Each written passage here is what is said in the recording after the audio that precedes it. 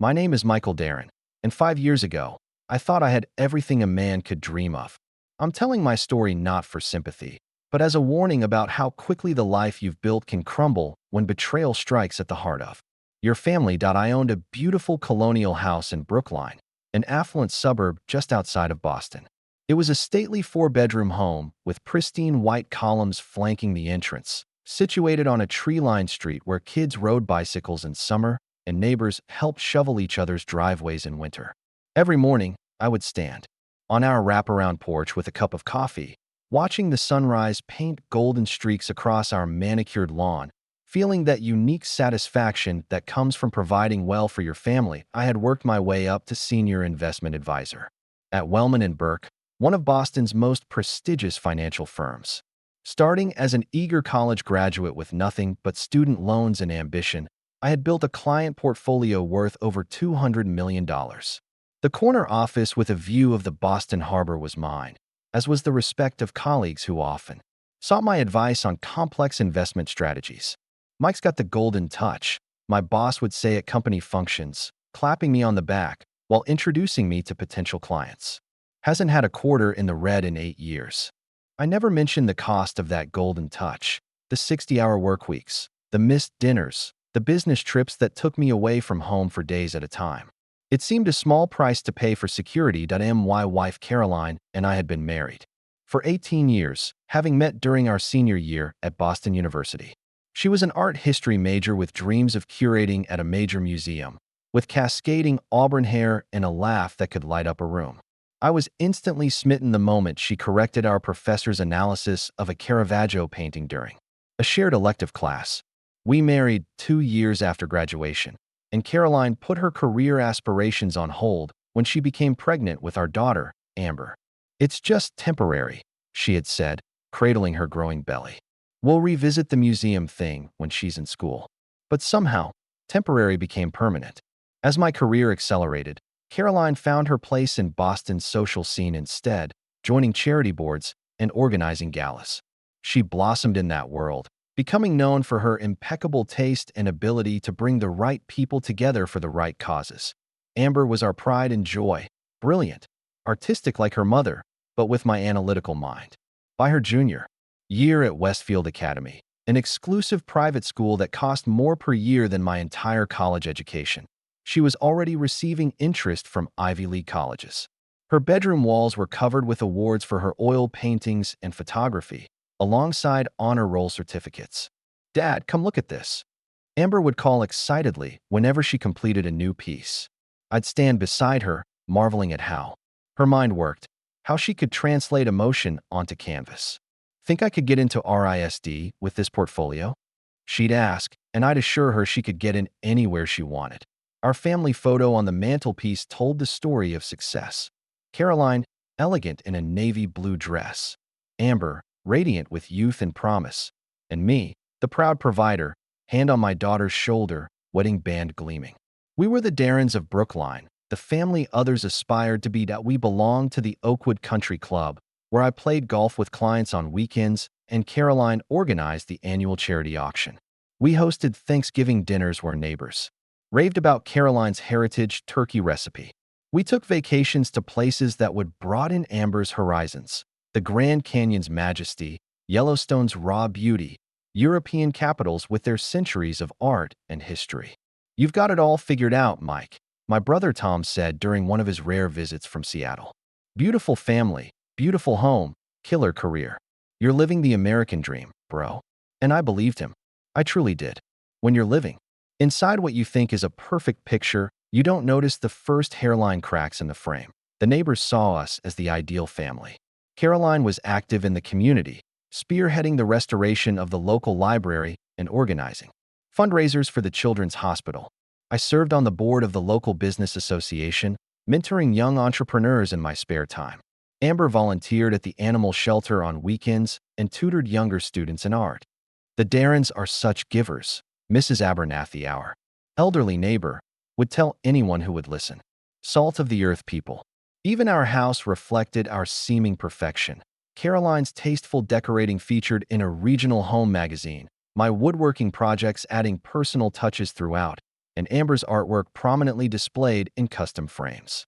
The garden, with its rose bushes and hydrangeas that Caroline meticulously tended, won the Neighborhood Beautification Award 3 years running. This is what happens when you do everything right. I remember thinking one evening, watching Caroline and Amber laugh together while preparing dinner after I arrived home from work. The sunlight streamed through the kitchen windows, bathing them in a warm glow as they chopped vegetables and stirred sauces. The scene looked like something from a lifestyle magazine. Perfect, polished, enviable. But as they say, the higher you climb, the harder you fall. And I was about to discover just how precipitous that fall could be. Looking back, I can pinpoint exactly when things began to change, though I didn't recognize it at the time. It was March, the tail end of a particularly brutal Boston winter, when Caroline announced she was joining a book club. "I need some intellectual stimulation," she said over dinner one night, twirling pasta around her fork. "Something just for me, you know? Between the charity work and the house, I feel like my brain is turning to mush." "Sounds great," I responded, not looking up from the quarterly report I was reviewing. "What are you reading?" "Modern literary fiction. Starting with that new bestseller everyone's talking about," she replied. But when I asked for the title later, she seemed momentarily flustered before naming a book I'd never heard of. The book club met on Thursday evenings. Initially, Caroline would return home around 10 p.m., cheeks flushed with wine and conversation, eager to share insights from the group's discussion. But by late spring, the return time had stretched to 11 p.m., then midnight, with less and less enthusiasm to tell me about the books. "It's just boring book talk, Michael. You wouldn't be interested," she'd say dismissively when I asked, heading straight upstairs to shower before bed. One night in June, I noticed Caroline's phone light up with a text as it lay on the kitchen counter. The preview showed a message from someone named Greg saying, "Can't wait to hear your thoughts on the next chapter." Last night was illuminating. When I mentioned it casually over breakfast, Caroline snatched the phone and laughed, a bit too loudly. "Oh, that's Gregory Phillips. He's new to the book club.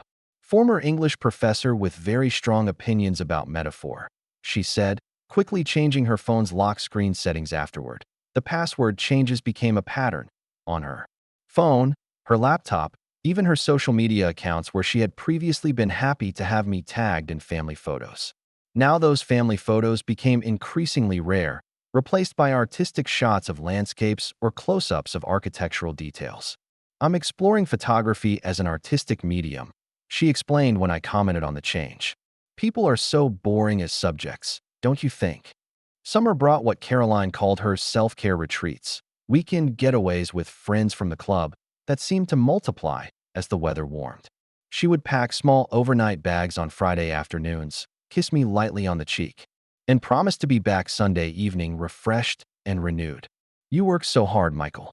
You understand the need for balance, right?" she would say, a strange, challenging glint in her eye, as if daring me to question her. "Besides, you can use the time to bond with Amber." But bonding with Amber had become increasingly difficult. My once effervescent daughter had transformed almost overnight into a sullen teenager who communicated primarily through shrugs and eye rolls. Her bedroom door, once open to display her creative workspace, remained firmly closed with a "Do Not Disturb" sign permanently affixed. Her art changed too. Where once she painted vibrant landscapes and realistic portraits, her new work featured dark, disjointed imagery, fractured faces, shadowy figures, abstract representations of pain that concerned me deeply. When I tried to discuss it with her art teacher at the parent-teacher conference in October, Mrs. Winters seemed surprised by my concern. "Many artists go through dark periods, Mr. Darren. Amber is simply exploring new emotional territory. Her technical skills are still exceptional." She hesitated before adding, "Though I have noticed she seems tired in class lately. Is everything okay at home?" It was a question I'd been asking myself. Amber's grades, once consistently in the A range, had slipped dramatically. Her circle of friends changed completely. The bright, ambitious student athletes and artists she'd grown up with were replaced by names I didn't recognize and faces I never saw. "Who's this razor person who keeps texting you?" I asked one evening after watching Amber's phone buzz repeatedly, with notifications. "Just a friend from art club," she muttered, snatching the phone away. "And nobody calls him that except as a joke. His name is Raymond." When do I get to meet these new friends? I pressed. God, Dad, why are you so controlling? Amber snapped, her eyes bloodshot and unfocused. Mom never interrogates me like this. That was true. Caroline had become surprisingly permissive about Amber's comings and goings, dismissing my concerns. With airy waves of her hand. She's finding herself, Michael. All teenagers rebel. The more you tighten your grip, the more she'll pull away, Caroline advised with the confident tone of someone quoting from a parenting book she hadn't actually read. In November, I discovered that Amber had been skipping classes, something the school would have notified us about if Caroline hadn't intercepted the emails by changing the contact information to her personal account. I was handling it, Caroline insisted when confronted. I didn't want to worry you with every little teenage drama while you're so busy with work. It was during this conversation that I first noticed the subtle contempt in her voice when she mentioned my job, the same career that funded our lifestyle, Amber's education, and Caroline's social activities. Something fundamental had shifted in our relationship, but I was still too blind to see the full picture. The week before Thanksgiving, I came home from a late meeting to find several unfamiliar cars parked in our driveway. Light and music pulsed from behind the drawn blinds of our home. I entered to discover an impromptu party in full swing. Dozens of teenagers lounging on our furniture, red plastic cups in hand, the unmistakable sweet odor of marijuana hanging in the air. Amber, I called out, navigating through clusters of startled adolescents. What is going on here? I found my daughter in the backyard, sitting entirely too close to a tall, thin boy with multiple piercings and unnaturally black hair. Her pupils were dilated, her movements sluggish as she struggled to focus on my face. Dayawad, she slurred. You're not supposed to be home yet. Mom said you were staying in the city tonight. Mom knew about this. I asked incredulously, as the boy beside her quietly slipped away into the darkness. Of course she did, Amber giggled. She bought the beer before she left for her thing with Greg. After sending all the teenagers home, calling parents for those too impaired to drive, I put Amber to bed and sat alone in my kitchen, surrounded by the debris of my daughter's party, waiting for my wife to return. Caroline finally arrived home at 2 a.m., wearing a dress I didn't recognize and smelling of unfamiliar cologne. Oh, you're home, she said, startled to find me sitting in the semi-darkness. I thought you were staying at the Marriott after your client dinner. Clearly, I replied coldly, gesturing to the mess around us. Did you really buy alcohol for Amber and her friends? Caroline's expression shifted from surprise to defensive anger with remarkable speed. Don't be ridiculous. I bought wine for my book club. If Amber got into it, that's hardly my fault. Her eyes narrowed. And why are you interrogating me? I'm a grown woman, Michael, not one of your employees or clients. The argument that followed was brief but revealing. Caroline deflected every question, twisted every concern into an accusation against me, and finally stormed upstairs claiming exhaustion from her intensive book discussion. I spent the night cleaning up the house, my mind racing with questions I was finally beginning to form but wasn't yet ready to answer. The final straw came in early December. I had been scheduled to attend an investment conference in Chicago for 3 days, but managed to wrap up my obligations early.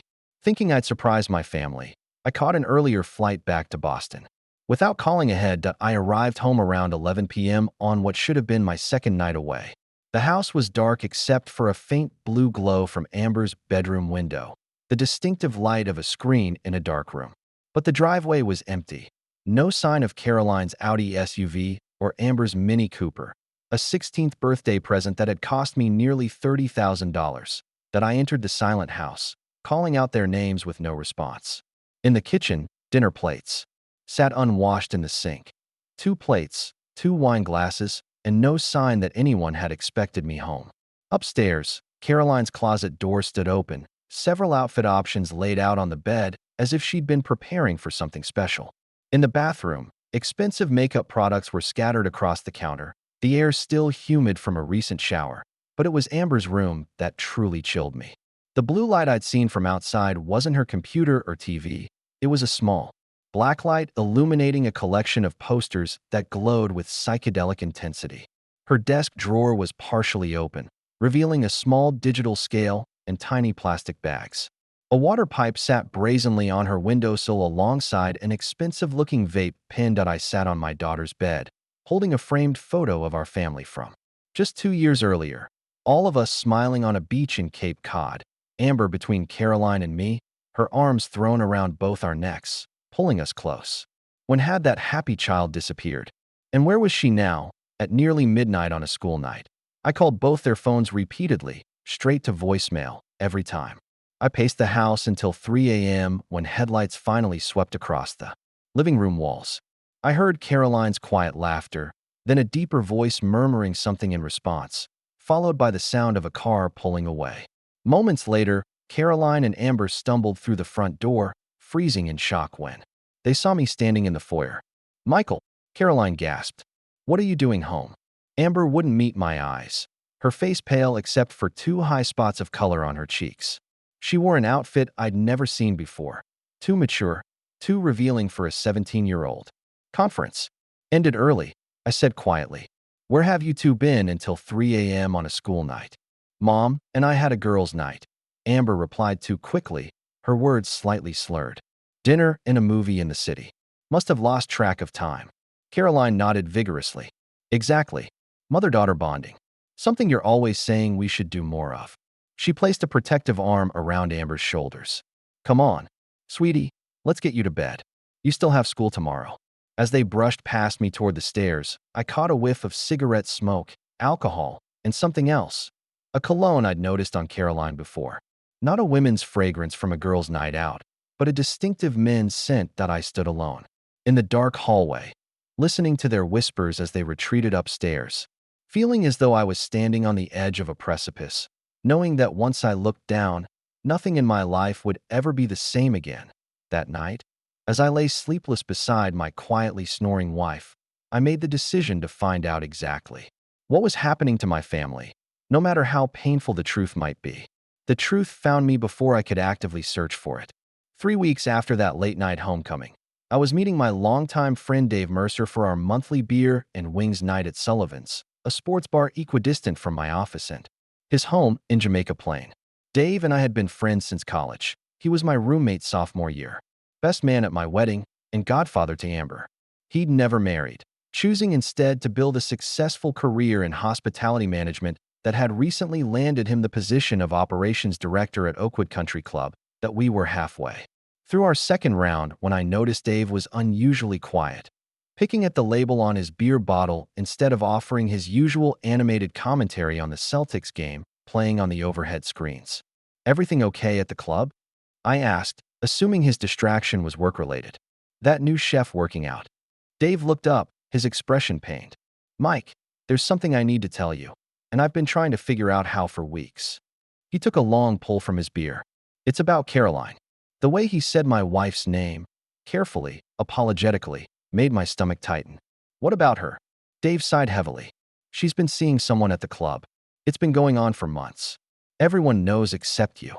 Although part of me had already suspected something like this, hearing it confirmed felt like being doused with ice water. "Who?" I managed to ask. "Gregory Phillips." Dave watched my reaction carefully. "The new guy who joined last spring. Real estate developer. About 38, divorced, drives that ridiculous black Porsche.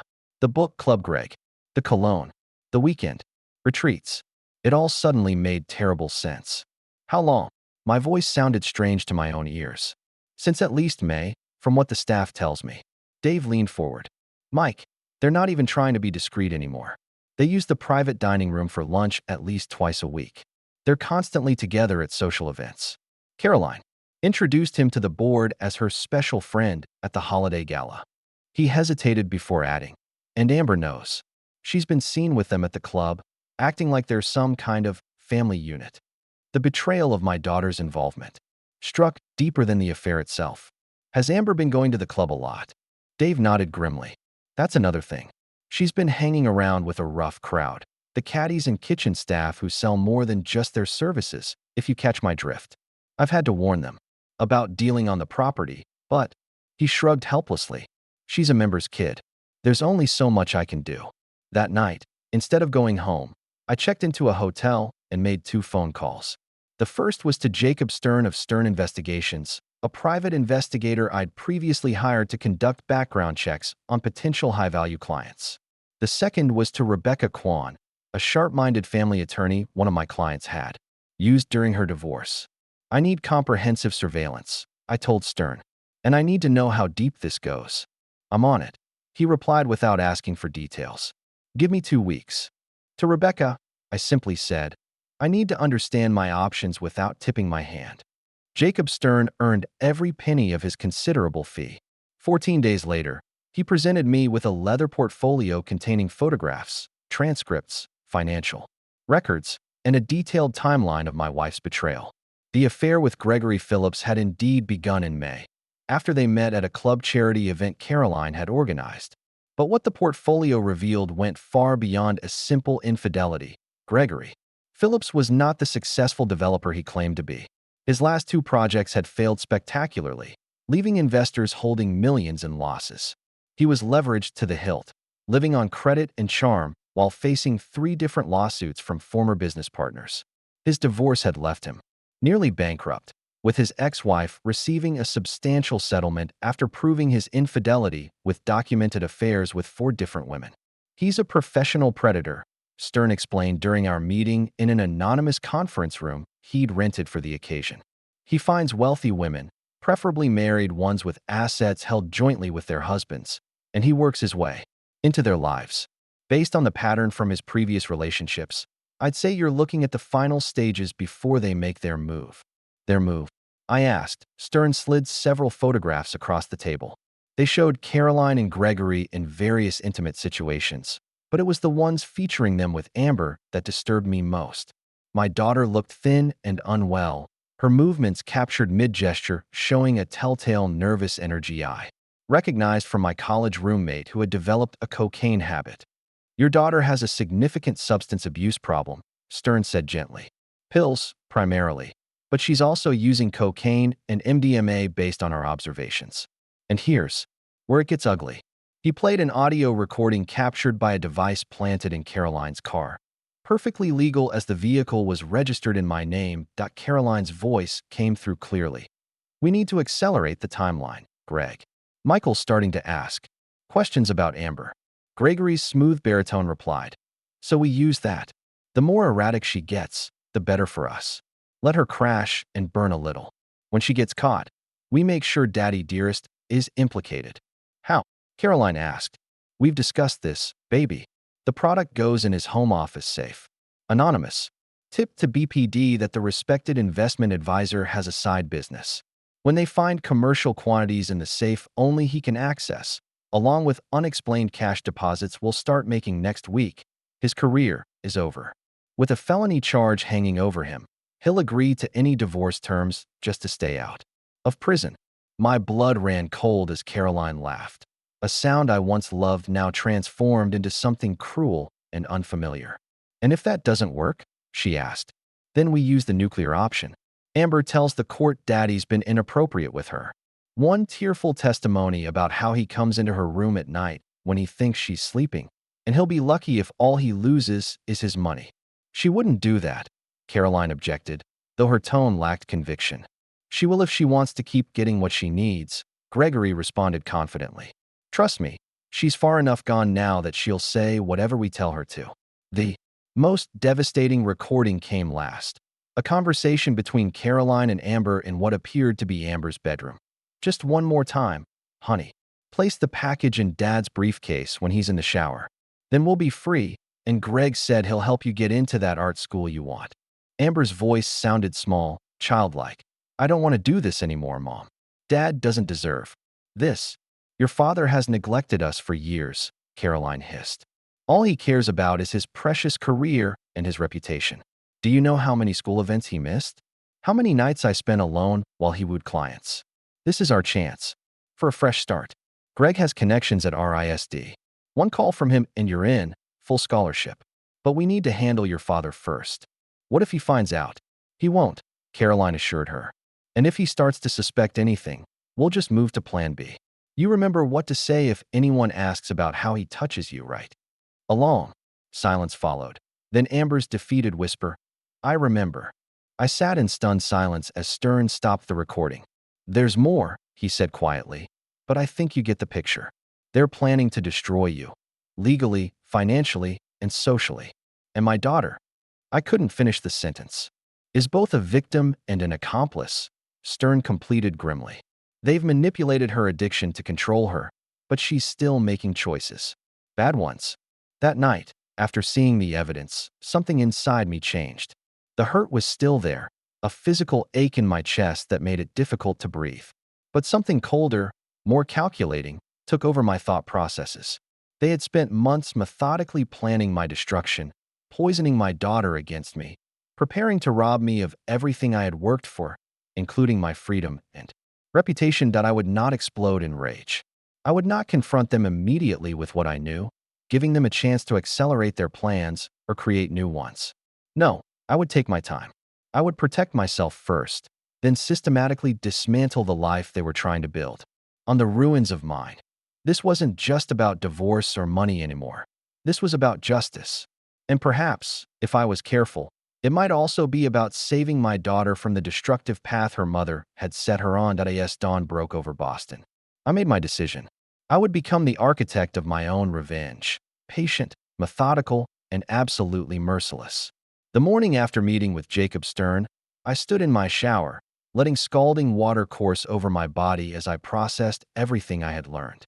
The bathroom door was locked, something I'd never done before in my own home. But now, knowing what Caroline and Amber were planning, I couldn't risk them slipping something into my belongings while I was vulnerable. As steam filled the bathroom, my thoughts cleared rather than fogged. The initial shock and pain were still present, but increasingly overshadowed by cold precision. I needed a comprehensive strategy, one that would protect me, punish the guilty, and potentially save my daughter from herself. That I dressed carefully. For work that morning, selecting one of my best suits and the Rolex that Caroline had given me for our 15th anniversary. The irony wasn't lost on me, wearing a gift from a woman who was actively plotting my downfall. But appearances were now more important than ever. You're looking sharp, Caroline commented over breakfast, her smile not quite reaching her eyes. Important client meeting? Something like that, I replied vaguely, observing how she studied my briefcase when she thought I wasn't looking. Was she wondering if Amber had planted something there yet? Or was she calculating when she might have the opportunity to do it herself? Amber shuffled into the kitchen looking pale and drawn, dark circles under her eyes. She barely acknowledged my presence as she poured coffee with shaking hands. Late night studying? I asked, keeping my tone light despite knowing she had likely been out with her dealer friends. She mumbled noncommittally, shooting a quick glance at her mother. Don't forget you have a dentist appointment this afternoon, Caroline told her. I've already called the school to excuse you after lunch. I knew from Stern's surveillance that there was no dentist appointment. This was likely cover for another meeting with Gregory, who had been photographed picking Amber up from school on multiple occasions. I'll be working late tonight, I announced casually. Board presentation tomorrow. Don't wait up. Caroline's expression brightened almost imperceptibly. Oh, will you be staying in the city? Probably, I lied. Might crash at the Marriott if things run too late. The relief on her face told me everything. She was planning something for tonight, something that required my absence. As I kissed her goodbye, a performance that turned my stomach, I wondered if tonight was when they planned to plant the drugs in my office safe. Instead of going to my office, I drove to Rebecca Kwan's law firm in downtown Boston. The petite, immaculately dressed attorney listened without interruption as I laid out everything Stern had discovered, occasionally making notes, but mostly studying my face. They've given you a gift, she said when I finished. A gift? I repeated incredulously. They're trying to destroy me. Yes, but they've shown their hand before making their move, she explained. Most clients come to me after they've been blindsided, when the damage is already done. You have the advantage of preparation. She leaned forward. But we need to move quickly and quietly. If they suspect they'll accelerate their timeline or create a new plan. For the next 3 hours, Rebecca and I mapped out a comprehensive legal strategy. By lunchtime, I had initiated several key protective measures, a new trust for certain assets, with my sister Linda as trustee, ostensibly created for Amber's education but structured to be protected from divorce proceedings. documentation of all our joint accounts, investment portfolios, and property holdings, establishing clear records of what existed before any potential divorce filing. A security company scheduled to upgrade our home system the following day, actually, installing hidden cameras and recording devices in all common areas. A forensic accountant retained to review our finances for any unusual activity. A substance abuse intervention specialist on retainer, ready to help with Amber when the time came. What about the plan to frame me for drug dealing? I asked as our meeting concluded. Rebecca's expression hardened. That's where we get creative. I'm bringing in a former police detective who specializes in counter-surveillance. He'll make sure your office, car, and personal items are regularly swept for planted evidence. If they do plant something, we'll document it without disturbing it, creating proof of their frame-up. As I stood to leave, Rebecca held my gaze. Michael, I need to ask you something important. Throughout all of this, what's your priority? Punishing Caroline? Protecting your assets? Or helping Amber? The question gave me pause.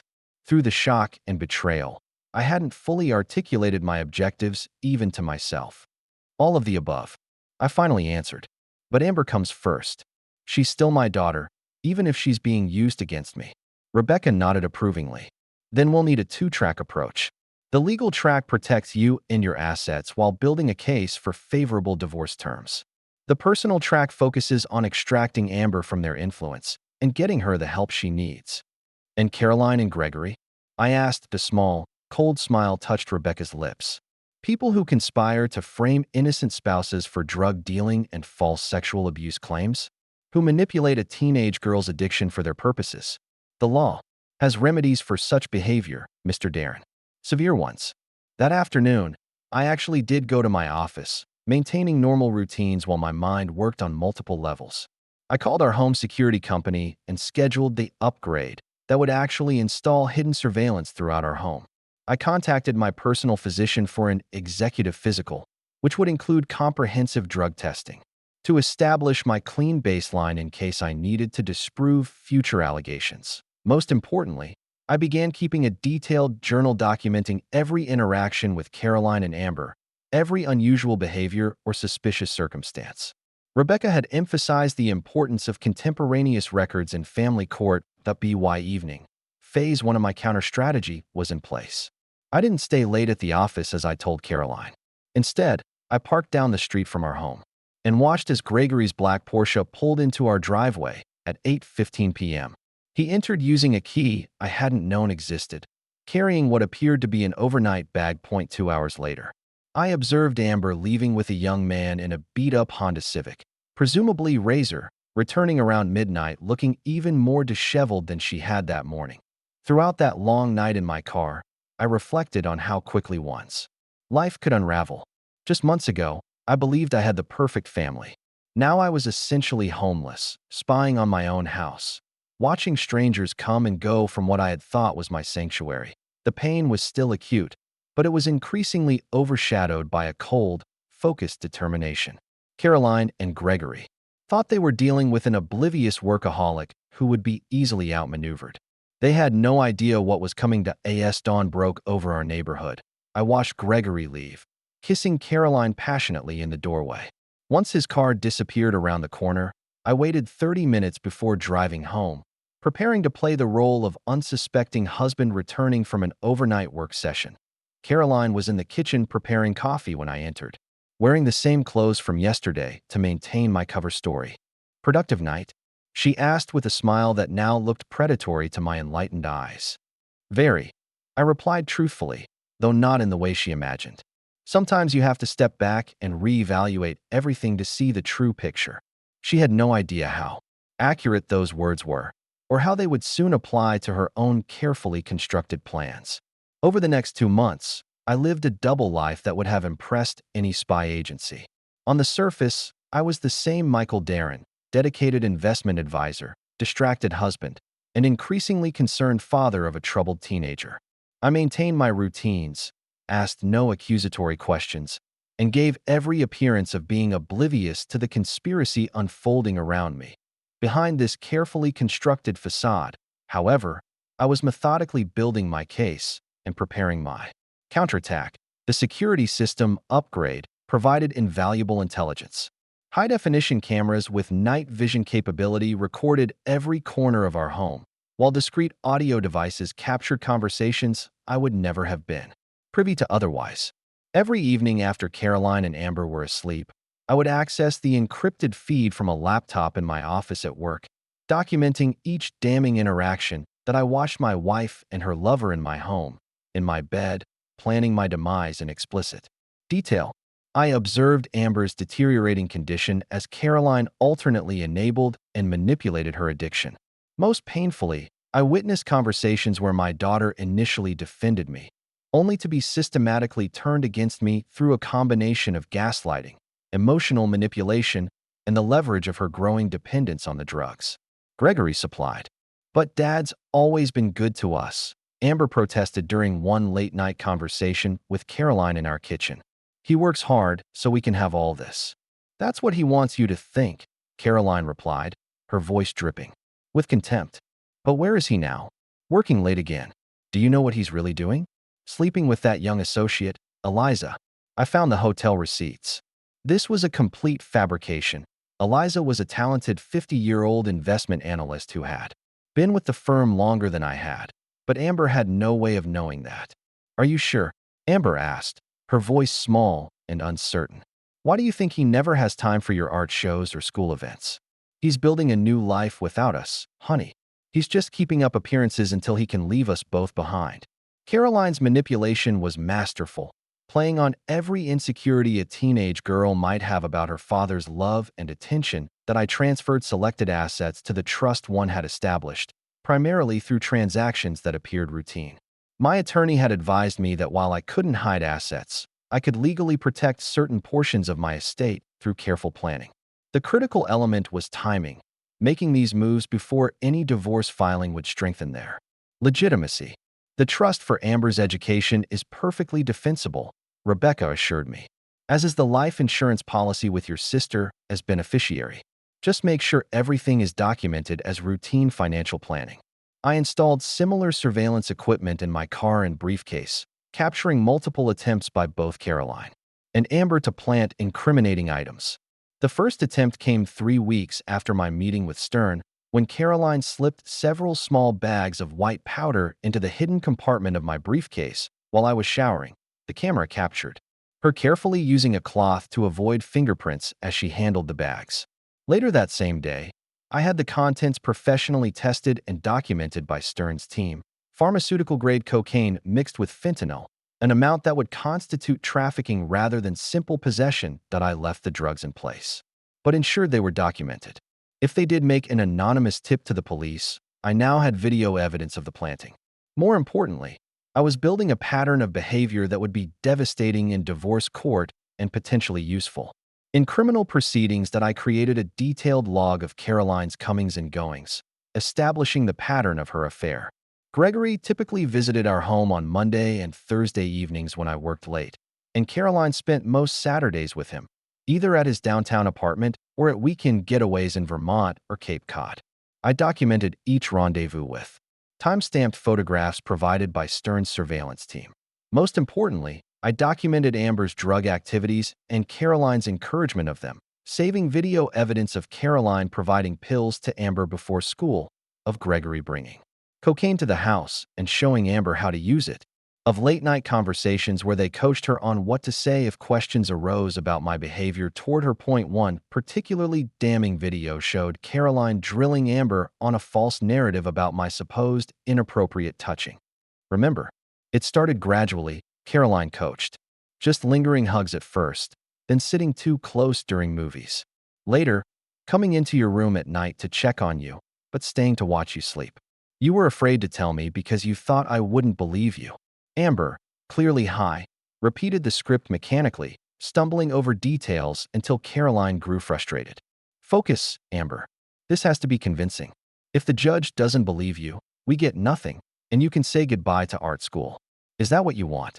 During this time, I maintained a facade of normalcy at work and in public.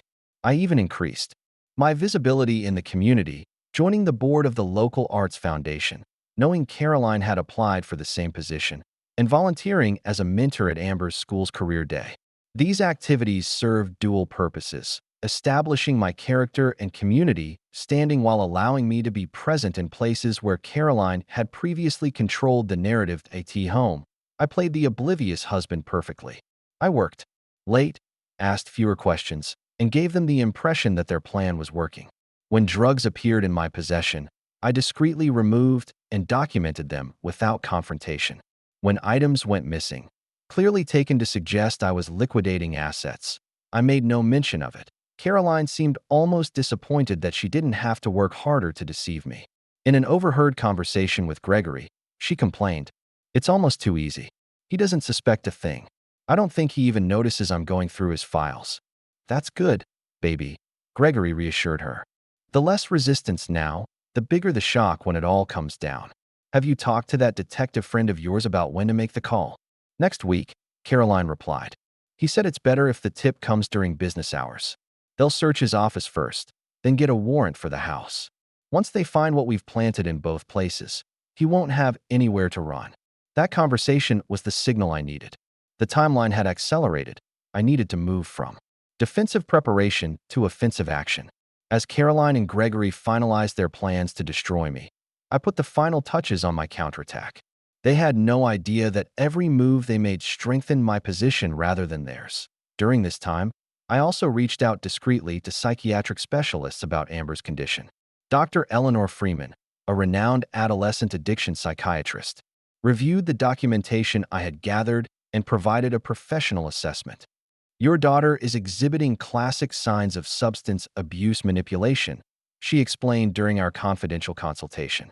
"The adults in her life are using her addiction as leverage, which creates a dangerous codependency. When you're ready to intervene, we'll need to remove her from that environment entirely. Cold turkey from both the substances and the toxic relationships." By the time Caroline and Gregory were ready to spring their trap, I had amassed over 200 hours of video and audio evidence, documented 17 separate attempts to plant incriminating evidence, and built a comprehensive case that would not only exonerate me, but potentially lead to criminal charges against both conspirators that I had done everything possible to protect myself legally. Now it was time to focus on the personal destruction they had planned for me and return it tenfold. Phase 1 of my revenge focused on their social standing, the thing Caroline valued above all else. In our 18 years of marriage, I had watched her methodically climb Boston's social ladder, cultivating relationships with the right people, joining the right boards, chairing the right committees. Her position in society wasn't just important to her. It was fundamental to her sense of self-worth. Gregory, too, relied heavily on his social connections. Despite his financial troubles, he maintained the facade of success through careful image management and strategic relationships with investors and business partners. His reputation was the foundation upon which his precarious business empire was built. I would start by dismantling that foundation brick by brick. My first target was Gregory's business relationships. Through my position at Wellman and Burke, I had access to investment networks that Gregory desperately needed to keep his failing ventures afloat. Using an anonymous email account routed through multiple layers of security, I sent carefully selected evidence of Gregory's affair with my wife to his business partners, particularly the conservative investors from the Midwest who had strict morality clauses in their contracts. The email was simple, containing only a brief message. "Before you finalize your investment with Gregory Phillips, you should be aware of his character," followed by photographs showing him entering and leaving my home on multiple occasions, embracing Caroline intimately, and most damagingly, supplying drugs to my underage daughter. Within a week, 2 major development deals fell through. Gregory's primary investment group, Heartland Capital Partners, issued a terse statement postponing their $20 million commitment to his waterfront project. I made sure the rumors about why spread through the business community through strategic conversations with trusted colleagues and clients. "Did you hear about Greg Phillips?" I would ask casually. Apparently, Heartland pulled out after learning some disturbing details about his personal life. Something about an affair with a married woman and drug use around her teenage daughter. Shocking if true. The whispers spread quickly. Boston's business community was small and tightly interconnected. By the 3rd week, Gregory was being quietly removed from guest lists and committee rosters. His calls to former associates went unreturned. The first pillar of his life was crumbling. For Caroline, I waited for the perfect moment. Her annual charity gala committee meeting, held at our home on the first Tuesday of every month.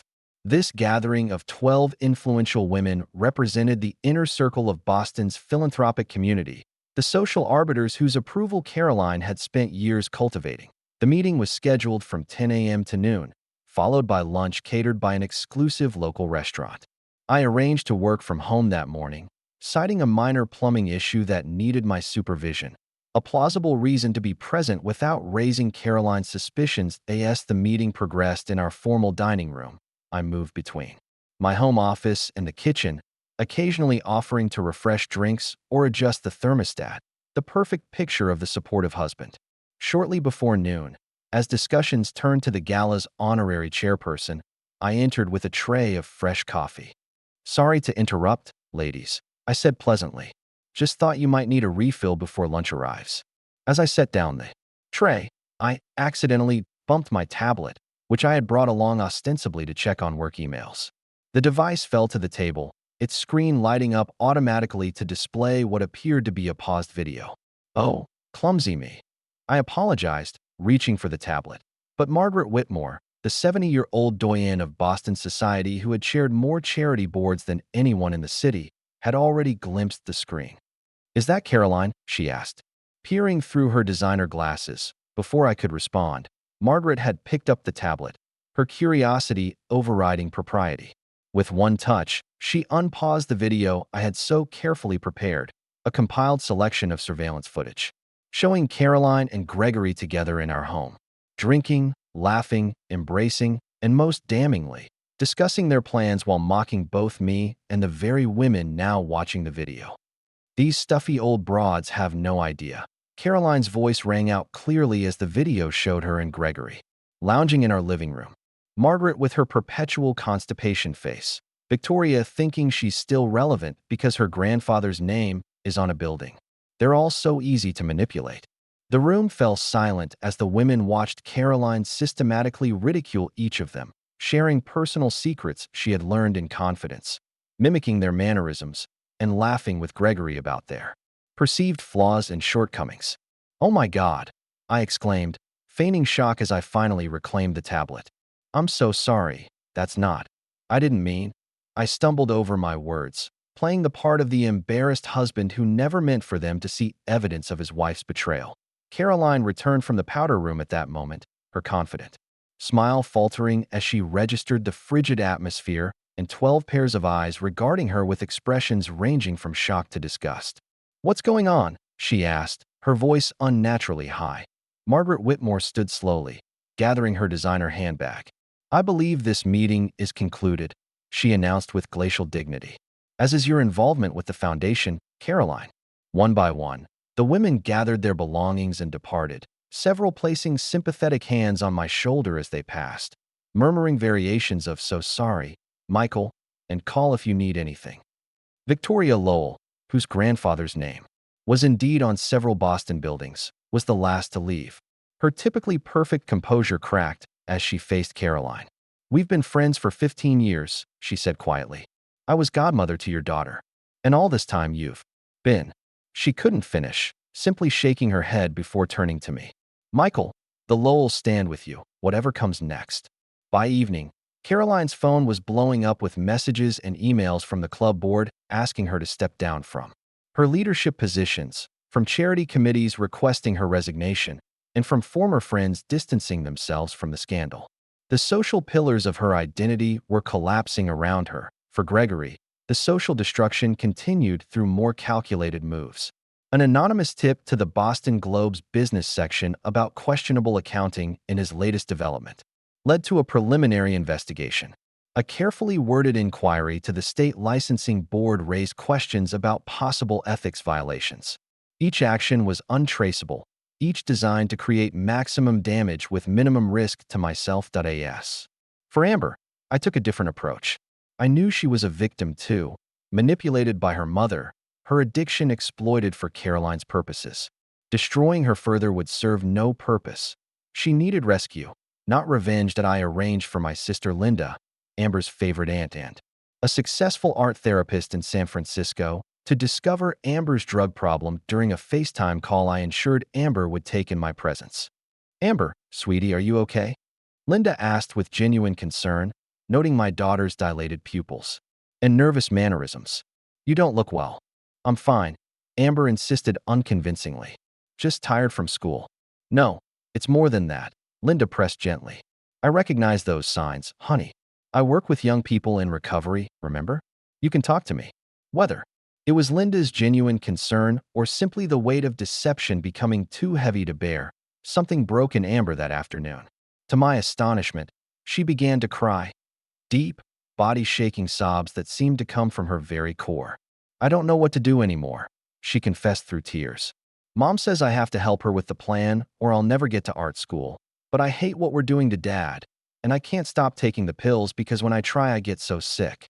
And Greg keeps bringing more stuff and saying just a little won't hurt." The confession poured out of her, a jumbled narrative of manipulation, addiction, and guilt. Linda listened calmly, her professional training evident in her measured responses and lack of judgment. When Amber had exhausted herself, Linda made her an offer. "Come stay with me in San Francisco," she suggested.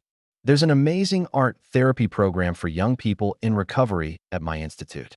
You can get clean, continue your art, even prepare your portfolio for college applications. No strings, no schemes, no drugs." The condition was implicit but clear. Amber would have to move to Linda's home in California and cut ties with her current toxic environment, including her mother and Gregory. To my surprise and profound relief, Amber accepted. Later, I would learn that she had been desperately looking for a way out of the situation her mother had dragged her into, too afraid and addicted to escape on her own. Arranging Amber's departure required careful planning. I consulted with Dr. Freeman about the safest way to extract her without triggering either a dangerous withdrawal or Caroline's suspicions. We decided on a staged approach. Linda would fly to Boston ostensibly for a professional conference, spend time with Amber discussing the program, and then offer to take her back to California for a college visit tour that would actually transition into the treatment program. When I broached the subject with Caroline, I framed it as a beneficial distraction for Amber. Linda thinks seeing some West Coast schools might give Amber some perspective. She's offered to take her for 2 weeks, show her RISD California counterparts. Caroline was initially resistant. Amber was a key component of her plan against me, but the mention of prestigious art schools proved too tempting to refuse. Besides, with Gregory's business problems mounting and her social calendar suddenly empty, Caroline was increasingly desperate to accelerate her timeline. Perhaps she saw Amber's temporary absence as an opportunity to implement the nuclear option without our daughter's potentially unreliable cooperation. 2 weeks, she agreed. Finally, but she needs to be back before the end of the month. We have family matters to resolve. 3 days later, Linda arrived, and within a week, she and Amber were on a flight to San Francisco. Only I knew that the suitcases Amber packed contained all her most treasured possessions, not just 2 weeks' worth of clothes. Only I knew that.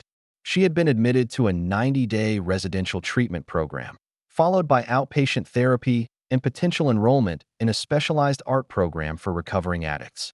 And only I knew the profound relief in Amber's eyes when the car door closed behind her, taking her away from the toxic environment that had been destroying her one day at a time. With Caroline's social standing in tatters, Gregory's business reputation crumbling, and Amber safely removed from their influence, I moved to the final phase of my plan, the legal reckoning that would complete their downfall. With Caroline's social life in shambles and Gregory's business reputation damaged beyond repair, the time had come for my final move. I had originally planned to wait longer, allowing the social isolation to further weaken their positions, but circumstances forced my hand. Through my surveillance, I learned that Caroline and Gregory had accelerated their timeline. They planned to make their anonymous tip to the police within days, having planted substantial evidence in both my office and home that I needed to act immediately. After confirming that Amber was safely settled in Linda's care, I initiated the endgame. The first step involved an anonymous tip of my own, but not regarding my situation. Working through Rebecca Kwan's former police detective contact, we arranged for information about drug activity to reach the Boston Police Department.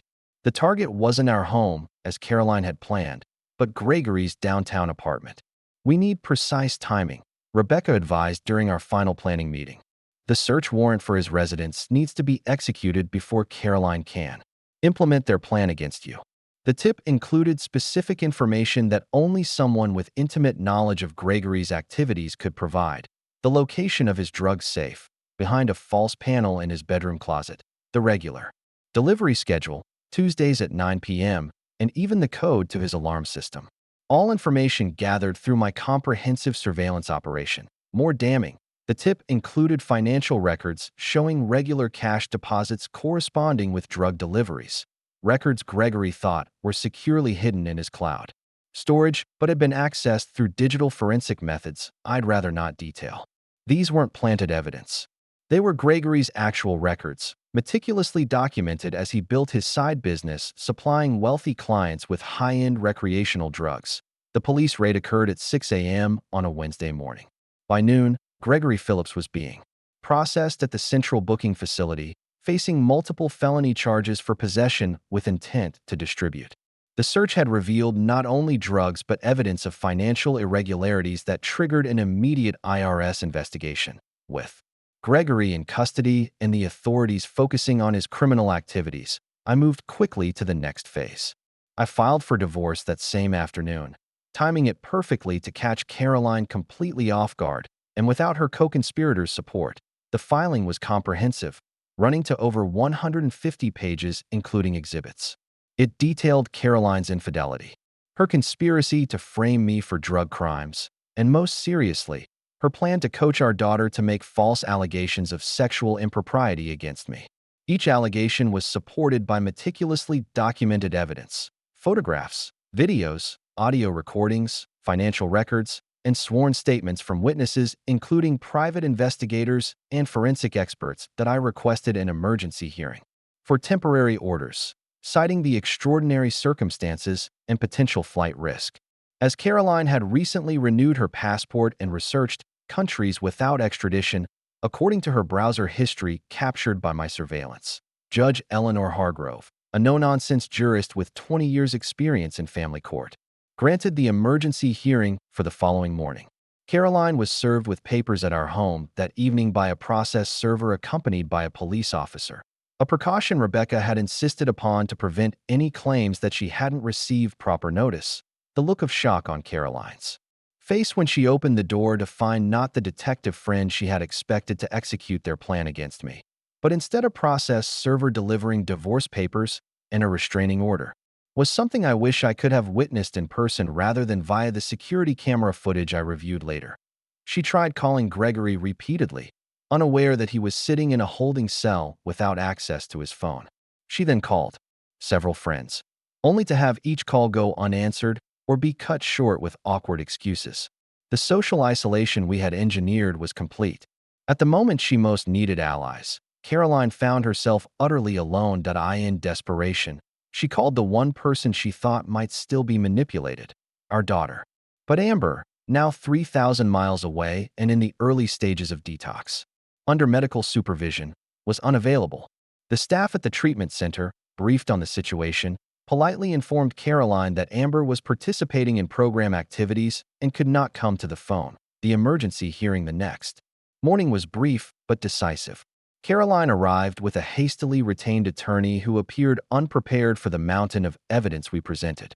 Judge Hargrove reviewed the key documents, watched selected video clips that clearly established Caroline's conspiracy, and listened to audio recordings of Caroline coaching Amber to make false allegations against me. In my 20 years on the bench, Judge Hargrove stated, her expression grim, I have rarely seen such calculated malice and disregard for a child's welfare as evidenced in these recordings. The court grants the temporary orders as requested, including exclusive use of the marital residence to Mr. Darren, freezing of all marital assets pending final distribution, and supervised visitation only for Mrs. Darren with the minor child, should the child consent to such contact. Caroline's face drained of color as the judge continued. Furthermore, I am referring this matter to the district attorney's office for review of potential criminal charges, including conspiracy, evidence tampering, and contributing to the delinquency of a minor. Mrs. Darren, I strongly advise you to retain criminal counsel immediately. Caroline's attorney, recognizing the gravity of the situation, requested a brief recess to confer with his client. When they returned 30 minutes later, their strategy had clearly changed. Your Honor, the attorney began. In light of the evidence presented, my client wishes to pursue an expedited settlement rather than contested proceedings. We request a 48-hour continuance to review settlement terms with opposing counsel. Judge Hargrove nodded. Granted, but the temporary orders remain in effect, and Mrs. Darren is instructed not to leave the jurisdiction of this court. The settlement negotiations were surprisingly brief. Caroline's attorney, after reviewing the full evidence package, advised her in the strongest possible terms to accept whatever reasonable terms were offered rather than risk criminal prosecution. Her leverage was gone. Her co-conspirator was in jail facing multiple felony charges. Her daughter was beyond her reach, and her social standing, the currency she valued most, was destroyed. The final divorce decree granted me the house, my entire retirement portfolio, and full legal control over Amber's trust fund. Caroline received her personal belongings, a single vehicle, and a cash settlement that, while technically fair under normal circumstances, represented less than 15% of our marital assets, an outcome that reflected the exceptional circumstances and her documented misconduct. Most importantly, the settlement included strict confidentiality provisions preventing Caroline from publicly discussing either our marriage or the divorce proceedings. In exchange, I agreed not to pursue criminal charges related to her conspiracy, though I made no such agreement regarding Gregory, whose case would proceed independently through the criminal justice system. As for Gregory, the walls continued to close in. The initial drug charges led investigators to examine his business dealings more closely, revealing patterns of fraud that resulted in additional federal charges. Former investors, emboldened by his arrest, came forward with their own complaints, triggering civil lawsuits that would tie up what remained of his assets for years. 1 week after the settlement was finalized, I stood alone in the foyer of what was now legally my house again, holding the final divorce decree. The grandfather clock that had been a wedding gift from Caroline's parents chimed 9 times, its familiar sound echoing through rooms that now felt both emptier and somehow lighter. But I realized that despite all the planning, all the careful orchestration of Caroline and Gregory's downfall, I felt no triumph, no vindictive satisfaction, only relief that it was over, and hope that somewhere in the wreckage of our family, my daughter might find a path to healing. That night, I called Linda's home in San Francisco. Amber had been in treatment for 3 weeks by then. The worst of the physical withdrawal behind her, though the psychological work had only just begun. Dad, her voice sounded clearer than it had in months, though still tentative. Are you okay? Aunt Linda told me about the divorce. I'm okay, I assured her. More concerned about you. How's the program going? A pause, then a small, genuine laugh, the first I'd heard from her in too long. It's really hard. Like, brutally hard some days. But I'm painting again. Real stuff. Not just the dark, weird things I was doing before. My therapist says that's a good sign. We talked for nearly an hour, carefully avoiding direct discussion of Caroline or the conspiracy, focusing instead on Amber's treatment, her art, and the possibility of her applying to art programs in California for the following year. As we were about to hang up, Amber said something that made the entire ordeal worthwhile. Dad, I'm sorry for everything. I know that doesn't fix anything, but I need you to know. I know, sweetheart, I replied, my voice thick with emotion. And I'm going to be here whenever you're ready to come home, whether that's to Boston or somewhere new we choose together. Today, 3 years later, I still live in Boston, though I sold the house that held too many painful memories. The Colonial in Brookline with its perfect lawn and wraparound porch belonged to a different life, one that had been built on appearances rather than substance.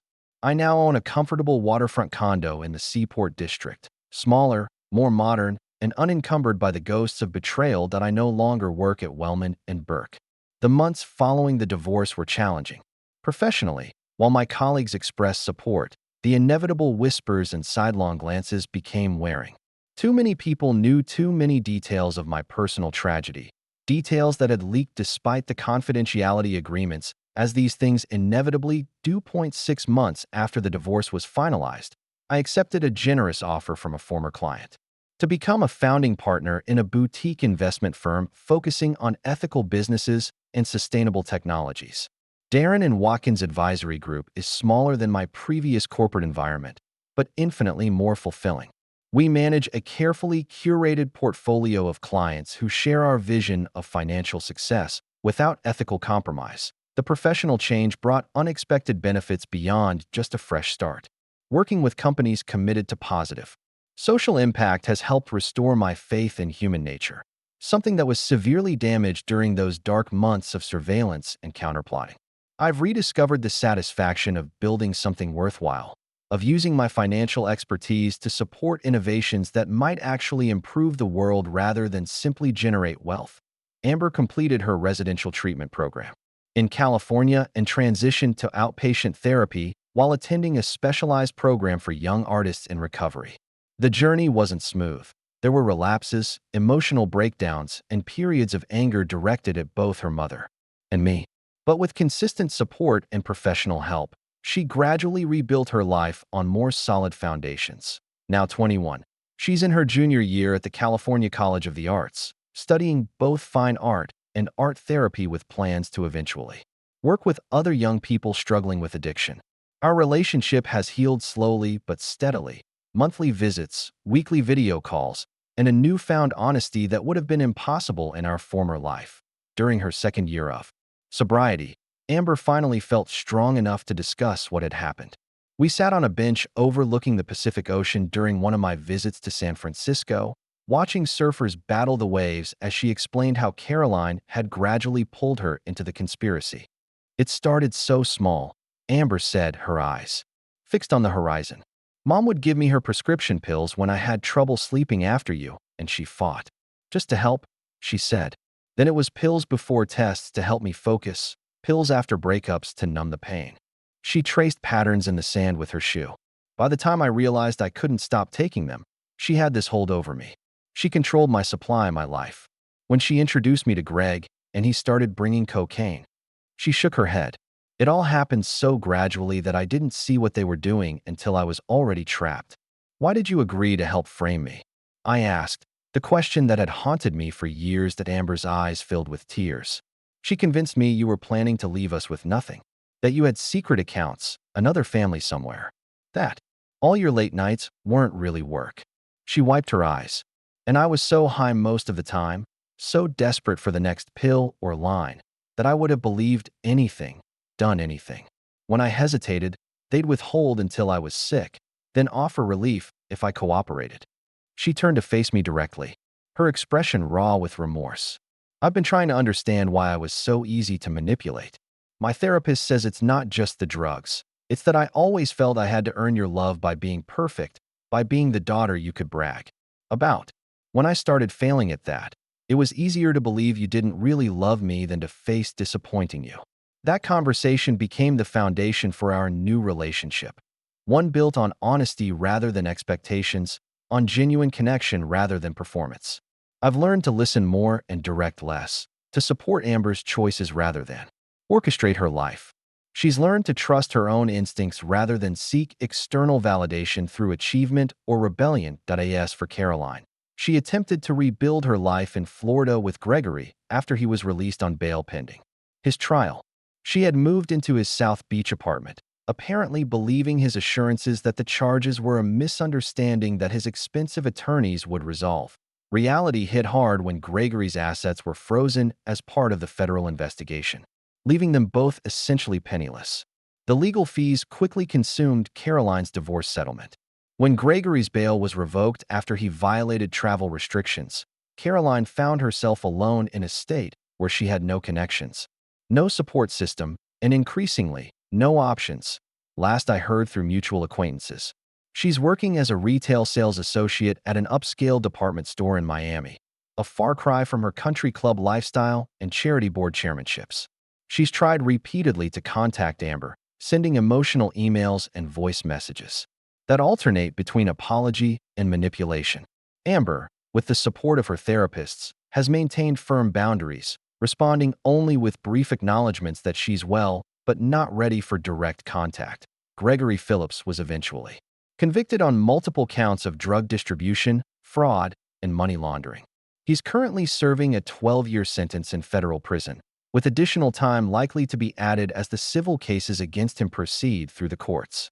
His fall from grace was absolute, from respected developer and social fixture to cautionary tale featured in a Boston Magazine expose titled The High Life: How Ambition and Addiction Destroyed a Boston Power Broker. Some might call what I did excessive or cold-blooded. Friends who know parts of the story have suggested that I went too far, that simple divorce proceedings would have been sufficient. But they didn't live through the systematic destruction of trust, the manipulation of my child, the conspiracy to rob me not just of my assets, but of my freedom and reputation. I never broke a single law. I never stooped to their level of deceit. I simply made sure the truth came to light in the most effective way possible, ensuring that those who sought to destroy me faced the natural consequences of their actions. They say living well is the best revenge. But sometimes, justice needs a helping hand. My life today is quieter, smaller in some ways, but richer in others. I date occasionally, though I've yet to find someone I'm willing to fully trust with my heart again. I've developed new friendships, primarily through my business and volunteer work teaching financial literacy to teenagers from disadvantaged backgrounds.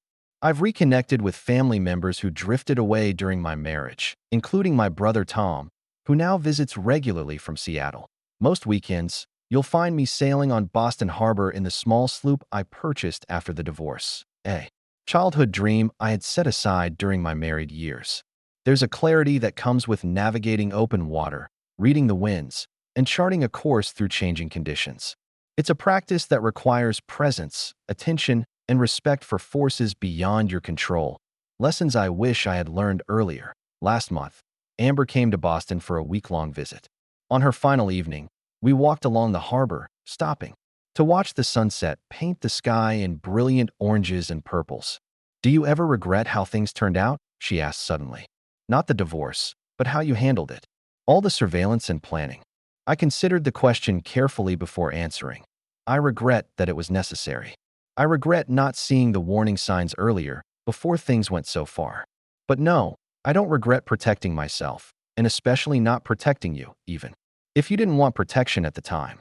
Amber nodded thoughtfully. "My therapist says that sometimes the people who hurt us the most don't even realize what they've done until they face consequences. Mom still doesn't fully get it. In her emails, she talks about how everyone conspired against her, how unfair it all was." She sighed. "But I'm starting to understand that's who she always was. We just couldn't see it." "And what about you?" I asked. "Do you regret staying in California, starting fresh?" A small smile touched her lips as she looked out over the water. "Not for a second. It saved my life, Dad. Literally saved my life." As the sun dipped below the horizon, casting long shadows across the harbor, I felt a sense of peace that had been elusive for too long. The past couldn't be changed, and the scars would always remain. But here, in this moment with my daughter healthy and finding her path, I could finally say with certainty that the nightmare was over. We had both survived the betrayal, the calculated destruction of our family, and emerged stronger, not despite the experience, but because we had faced it with courage and determination. Some might view my story as one of revenge, but I see it differently. When someone tries to destroy everything you've built, everyone you love, and the very foundation of your existence, fighting back isn't revenge, it's survival. And sometimes, survival requires a silent, methodical, and absolute response to those who would leave you with nothing. This isn't a story,